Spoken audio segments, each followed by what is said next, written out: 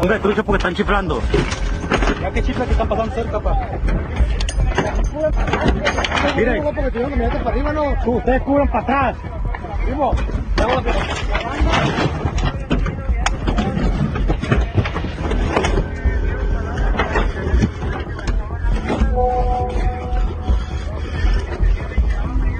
pendiente para ver también que hay como para nosotros podemos aumentar de ropa de chocolate. Cubran para atrás, plebes.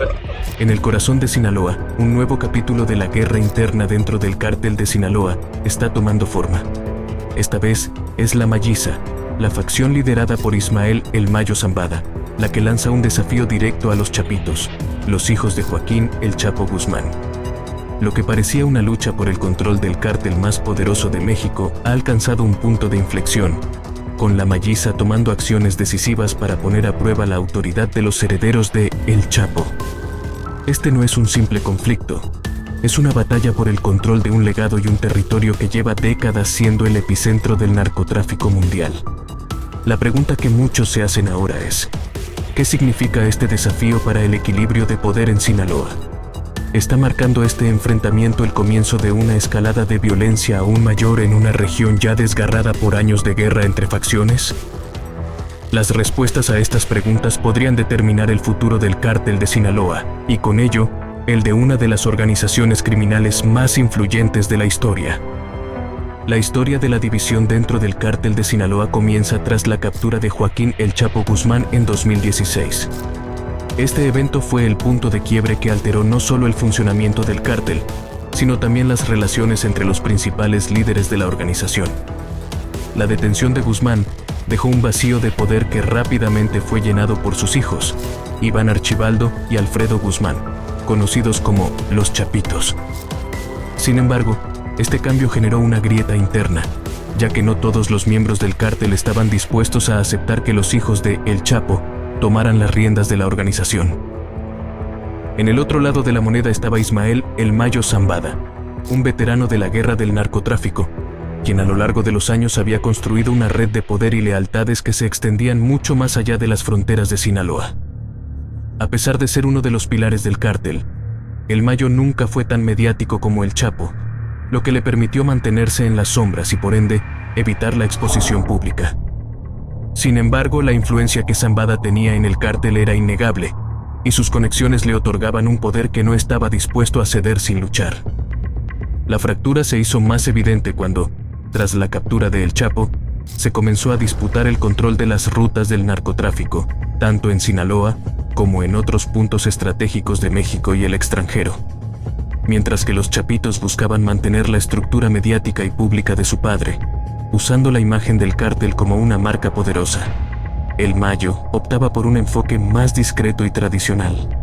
Cada facción representaba no solo una forma diferente de operar, sino también visiones distintas sobre cómo debía seguir adelante el cártel más poderoso del mundo. Los Chapitos, al igual que su padre, entendían la importancia de la imagen pública. A lo largo de los años, Iván y Alfredo se convirtieron en figuras reconocidas en el mundo del narcotráfico, aprovechando su linaje y la fama de El Chapo para expandir aún más su control. Se aseguraron de mantener una presencia constante en los medios, no solo para intimidar a rivales, sino también para fortalecer su autoridad dentro de la organización. Su estilo agresivo y su estrategia de control mediático les permitió consolidarse rápidamente en el poder, pero también les atrajo a numerosos enemigos, tanto dentro como fuera del cártel. Por otro lado, El Mayo Zambada siempre mantuvo un perfil bajo, prefiriendo operar en la sombra. Bajo su liderazgo, la Malliza, como se le conoce a su facción, siguió operando con una estructura más vertical y menos expuesta, basada en alianzas tradicionales con otras organizaciones y en la administración de los recursos sin necesidad de publicitar su poder. Esta discreción le permitió mantenerse como uno de los jugadores más poderosos del narcotráfico sin tener que depender de la notoriedad, a diferencia de los hijos de El Chapo. El terreno que ambos grupos disputaban no era solo estratégico, sino también emocional. Para los Chapitos, tomar el control del cártel no era solo una cuestión de poder, sino también de preservar el legado de su padre, alguien que había sido una figura icónica en el mundo del crimen. En cambio, El Mayo veía la toma de poder por parte de los Guzmán como una amenaza a su propia influencia, y a las tradiciones del cártel. La lucha no solo era por el control territorial, sino también por la legitimidad dentro de la organización. El territorio de Sinaloa, y en particular las rutas de tráfico de drogas que atravesaban desde el sur de México hasta los Estados Unidos, se convirtió en el epicentro de esta rivalidad. La importancia estratégica de estas rutas no solo radicaba en su capacidad de generar enormes ganancias, sino también en su simbolismo dentro del cártel. Controlar Sinaloa significaba controlar el corazón del narcotráfico mexicano, un territorio lleno de historia y poder, lo que hacía que cada movimiento entre los dos bandos fuera una cuestión de vida o muerte. El surgimiento de esta división, aunque no exento de disputas internas, trajo consigo una guerra que ha marcado profundamente la dinámica del cártel de Sinaloa, un conflicto que, a pesar de ser una batalla interna, ha tenido repercusiones globales. En las últimas semanas, la tensión entre las facciones del cártel de Sinaloa ha alcanzado nuevos niveles. La Mayiza, la facción liderada por Ismael "El Mayo" Zambada, ha lanzado un mensaje claro y directo a los chapitos, desafiando abiertamente su control sobre el cártel. Lo que parecía ser un juego de poder entre dos grupos rivales se ha convertido en un enfrentamiento lleno de estrategia, sigilo y, por supuesto, violencia. Este último desafío no solo ha conmocionado a Sinaloa, sino que ha reconfigurado las dinámicas del narcotráfico en la región, dejando a todos preguntándose: ¿qué está en juego y qué está por venir? El primer golpe de la Mayiza no fue un enfrentamiento directo ni un ataque mediático al estilo de los chapitos. En lugar de eso, la facción de El Mayo comenzó a mover sus piezas de manera estratégica, ampliando su control sobre territorios clave en Sinaloa, en particular en aquellos puntos en los que los chapitos tenían una presencia fuerte y establecida. Esta expansión no fue un simple cambio en el control territorial. Fue una demostración de fuerza, de que la Mayiza no solo estaba dispuesto a competir por el poder, sino a desafiar abiertamente el dominio de la nueva generación Guzmán. El mensaje fue claro: el dominio territorial no solo se ganaba con armas, sino con inteligencia, con alianzas cuidadosamente tejidas y con movimientos meticulosamente planeados. La Mayiza comenzó a mover sus fuerzas de manera silenciosa, ocupando puntos estratégicos sin hacer ruido, sin llamar la atención del gobierno ni de los medios. No se trataba de una confrontación abierta, sino de una presión constante, una presencia que lentamente iba apoderándose de las áreas que los chapitos consideraban suyas. Con cada movimiento, la Mayiza demostraba su capacidad para adaptarse y su dominio de las complejidades del negocio del narcotráfico, un estilo completamente distinto al agresivo y ruidoso de sus rivales. Esta estrategia, aunque sutil, no pasó desapercibida. Los chapitos, acostumbrados a un poder visible y ostentoso, comenzaron a sentirse acorralados. Las zonas más emblemáticas de su influencia, desde las tierras altas de Sinaloa hasta las costas del Pacífico, fueron testigos de cómo el control de la Mayiza iba tomando forma. A medida que la facción de Zambada consolidaba su presencia en estos puntos clave, la violencia comenzó a incrementarse, aunque de manera cuidadosa y calculada. En lugar de grandes enfrentamientos armados, el miedo se fue esparciendo, las tensiones aumentaron y las represalias se volvieron más frecuentes. Pero lo que realmente marcó este desafío fue el simbolismo de las acciones de la Mayiza. No se trataba de un simple cambio de manos en el control de un territorio, sino de un claro mensaje hacia los chapitos.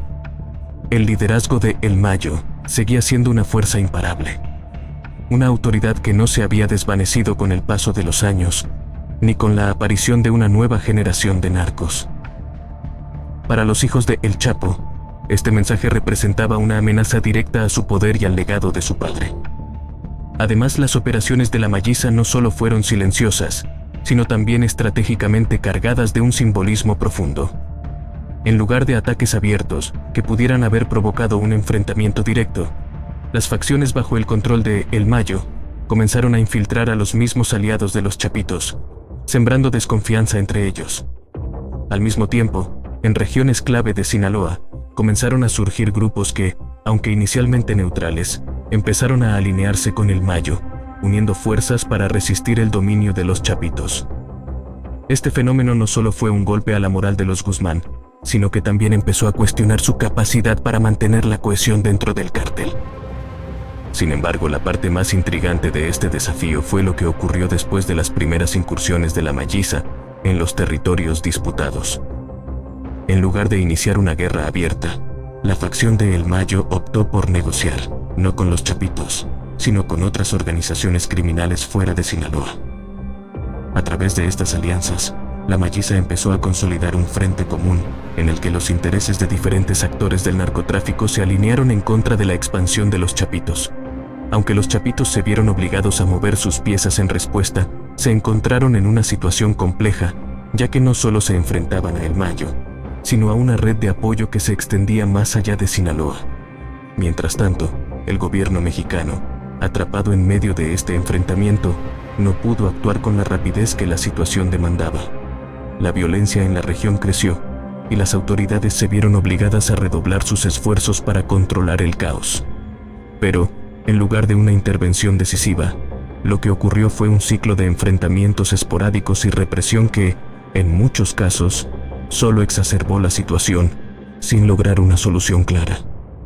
A pesar de la creciente violencia, lo que sigue siendo incierto es cómo los Chapitos responderán a este desafío. Las represalias no tardaron en llegar, pero hasta el momento, no se ha producido una confrontación directa que pueda poner fin a la guerra entre las facciones. El temor de un enfrentamiento a gran escala está presente, pero también lo está la posibilidad de que este conflicto se siga librando en las sombras, a través de alianzas secretas y movimientos estratégicos, sin nunca llegar a un desenlace claro. Lo que está en juego es más que el control territorial, es la supervivencia misma de los Chapitos como líderes del cártel de Sinaloa. La Malliza ha dado un golpe fuerte, y aunque aún no se ha resuelto la confrontación, el mensaje ha quedado claro. La lucha por el poder en Sinaloa sigue en pie, y está lejos de haber llegado a su fin. Este desafío de la Malliza a los Chapitos marca un punto de inflexión en la lucha interna por el control del cártel de Sinaloa.